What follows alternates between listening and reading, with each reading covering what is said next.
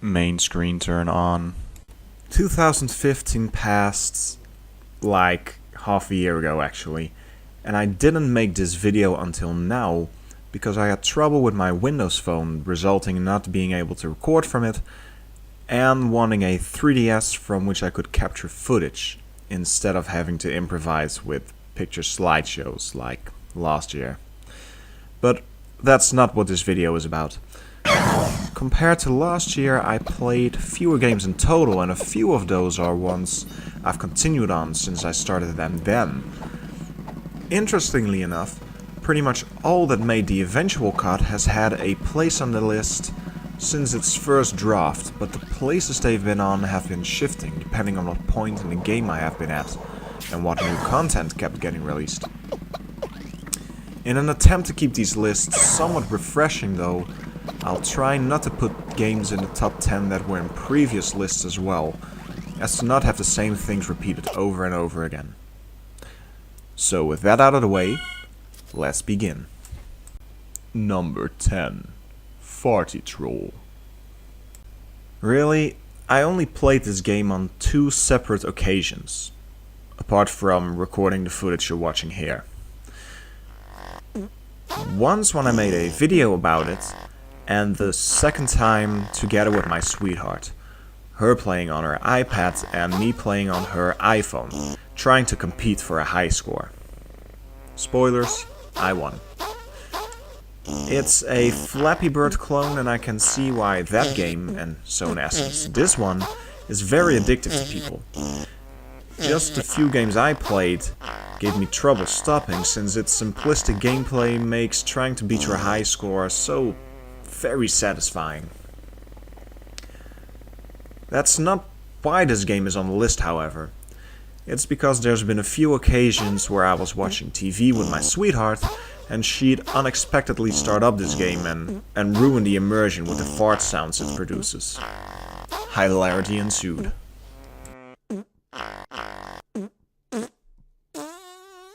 Number 9.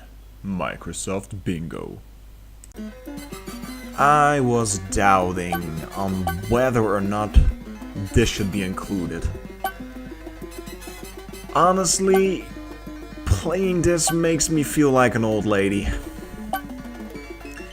Regardless, there have been a few instances where my sweetheart and I played this together, where she'd handle the tickets on the left, and I'd keep control of those on the right, alongside shifting from screen to screen.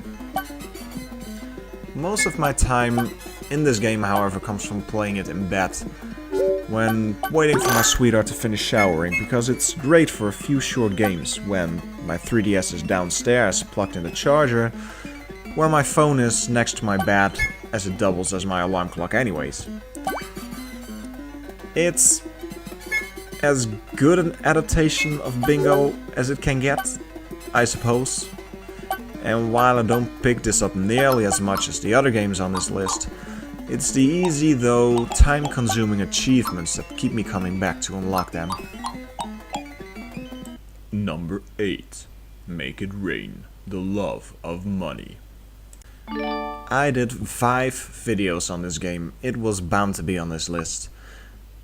However though, for some reason I couldn't start up the game anymore. It would just load a black screen for a split second before booting me out of my phone's game menu. So I had to delete, re-download and restart it again, just to record the footage you're watching now. Way from the beginning, since it also deleted all my progress. Oh well. Honestly, it's not really a very engaging game in that you don't really have to do a whole lot to play it, if you can even call that as much. The most efficient way is to invest in your political investments and let the bucket fill up while you do nothing. You don't even need to have the game running, it just fills up in the background regardless. It is very satisfying to buy new upgrades though, and while this is actually enough to maybe place it a bit higher on my list, I feel that in the sense of being a game, this really shouldn't be in front of the other picks. Number 7. Pokemon Trading Card Game. I only played this on a few accounts, and that was to gather the footage needed to make the videos I did for this game that were published last year. Regardless, it's still a fantastic game and a terrific adaptation of the physical TCG. The fact it puts a story mode around the gameplay, flimsy as it is, helps further the immersion and willingness to learn about the mechanics of the game.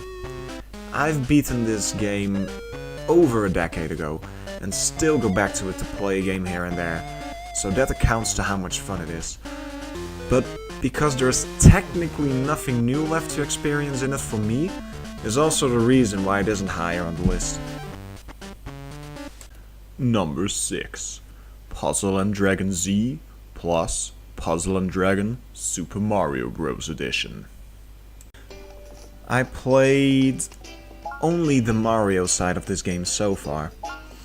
I rediscovered my love for puzzle games through Pokemon Shovel, and I flowed into this game from that one, and had a hard time getting into it when I began, because I played this with the Pocket Monster gameplay in mind since they look so similar.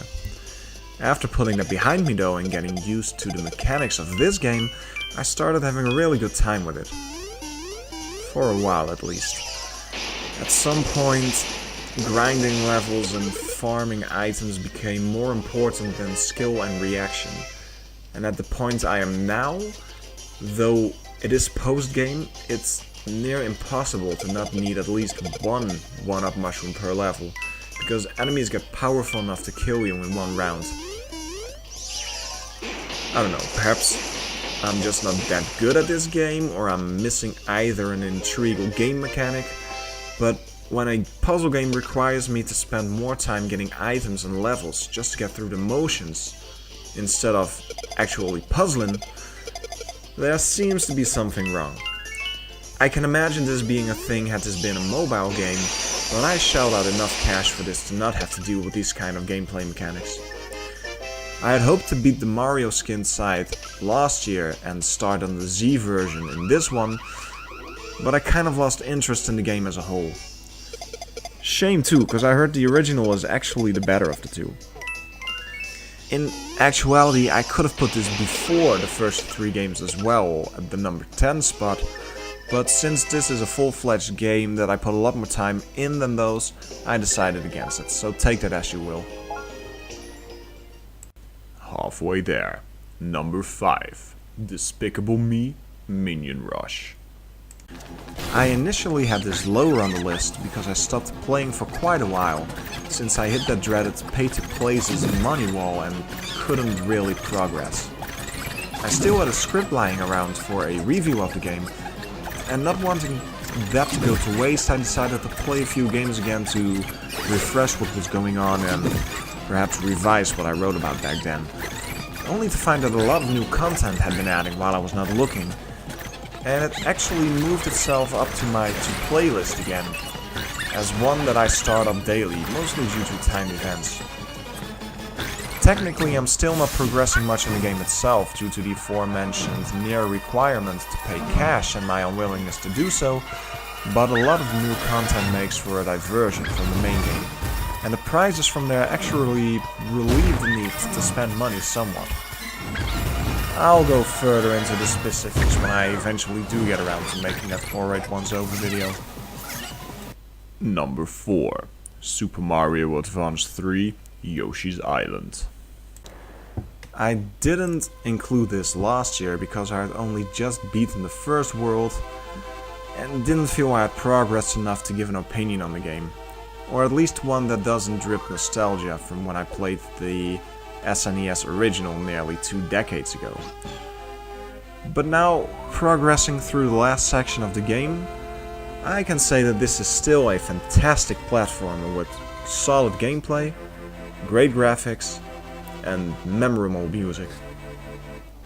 I prefer the Super NES original, to be honest, as it's just a smoother and cleaner experience overall, but this port comes very close to what I loved about the game when I was younger. Playing this, it also made me interested in trying out some other old school platformers from my past, that I liked even better than this one way back. So spoilers, next year's list might have one of those on it. The first of the prize winners, number 3, Pokemon Rumble World. This game went through a lot of different spots on this list. It's free to download, but it limits the amount of time you can play by various timers. However, if you shell out $30, these won't really matter as much anymore, especially the further you progress through the game, as then you'll get a finite amount of Pokédiamonds a day to buy off the limiters and play further, as well as enabling you to buy new levels and stat boosting items at a much increased rate, making for a much smoother experience. I didn't do that, however. It's always my goal to go through pay-to-play games for free, and this one is no exception. Sure, it makes you not go through the game nearly as fast, but when you run out of things to do, just put this game aside for the day and play something else. And really, this principle can be used for all games that use this mechanic or something like it, but that's a topic for a different video. Even with being limited in how much you can play this when not spending cash, it was always an enjoyable time when I could put some time in it. I've said this before in the past, but I, for some reason, find a strange kind of relaxation in games with repetitive gameplay, and this one has that in abundance. It's pretty much a top-down beat-em-up in a Pokemon skin, and I love it. Finally getting that Pokemon you've been crawling through the levels for ages is an extremely satisfying feeling. And the addition of the Lucky Balloon decreased the amount of luck needed to actually find what you need. Actually, if that hadn't been added in the latest update, this game might have actually had a slightly lower place on the list. But with it taking away the annoyance of chance almost completely, this one can sit comfortably, knowing I had just 2 games this year that I enjoyed more. Number 2, Super Smash Bros. For 3DS and Wii U. 3, 2, 1. I'll admit, this is kind of bending my own rules, with Smash 4 having been on last year's list as well. On the same spot even, but that was mostly for the 3DS version, which I played in abundance there. While this entry is for the Wii U version, which I was able to pour a lot more time into. There's not much left to say about Smash. It's just a blast to play in both single and multiplayer, and both have gotten a good few hours into them, with the massive content for playing alone, where I don't think I've even unlocked half of what the game has to offer, and chaotic fun when with more people, especially seen in some of the videos I did with my mate Dave Waveman. Like I said, it feels like cheating when I bend my own rules, but honestly, these games, and actually the series as a whole, are just too much fun to not include them at every possible chance. The best I played in 2015. Number 1, Pokemon Shuffle. When I was 44 hours in this game, all the way back in April of 2015, I predicted in my social media that this game would probably be high on my list. And I was right. This is one of the games I have poured most time in, having clocked nearly 300 hours so far, and with additional content being released nearly weekly, this will keep increasing as time goes on. It's a match 3 puzzle game with the Pokemon type advantage system thrown into it, as well as all the monsters having abilities to use, and it works very well. Timed and limited events keep the completionist in me coming back for more, and there are always stages to S-rank and Pokemon to capture still in the main game. Overall, this has been both a huge time sink and a great time with every play, and I suspect this will stay like that throughout next year as well. And for the great price of being a free download, with not having spent a single cent on it, this is not something I can complain about. As in the previous video, to put my list into perspective, Here's the games I got to play this year. Age of Empires, Castle Siege, Assassin's Creed, Altair's Chronicles HD, Earthbound, Fighting Street, Kingdoms and Lords, Marvel vs. Capcom Origins, Microsoft Mahjong, Microsoft Minesweeper, Microsoft Solitaire, Nintendo Land, Super Mario Maker, Uno and Friends, Nintendo Badge Arcade. Wait, scratch that. That ain't even a game. I'm taking that off the list. Wii Fit, Pokemon Picross, Dragon Ball Z Budokai, Final Fantasy 1 and 2, Dawn of Souls. And if only to prove I'm not a complete casual gamer, here's the games released this year that I would have liked to give a try.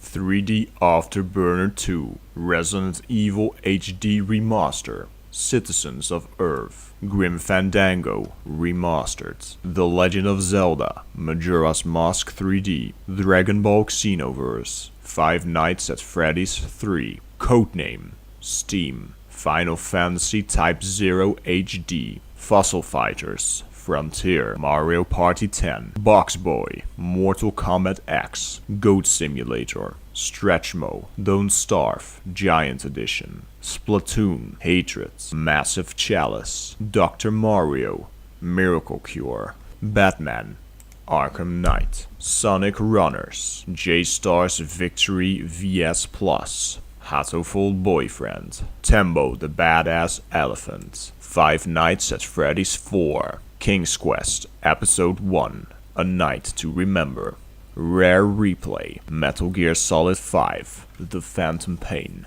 Overlord, Fellowship of Evil, Chibi Robo, Ziplash, Dragon Quest Heroes, The World Trees' Woe and the Blight Below, Broforce, Yoshi's Woolly World, Dragon Ball Z, Extreme Butoden, Tales of Zestiria, Fatal Frame, Maiden of Black Water, Assassin's Creed Syndicate, The Legend of Zelda, Triforce Heroes, Animal Crossing, Amiibo Festival, Pokemon Super Mystery Dungeon, Mario Tennis, Ultra Smash, Xenoblade Chronicles X, Devil's Third. Perhaps someday.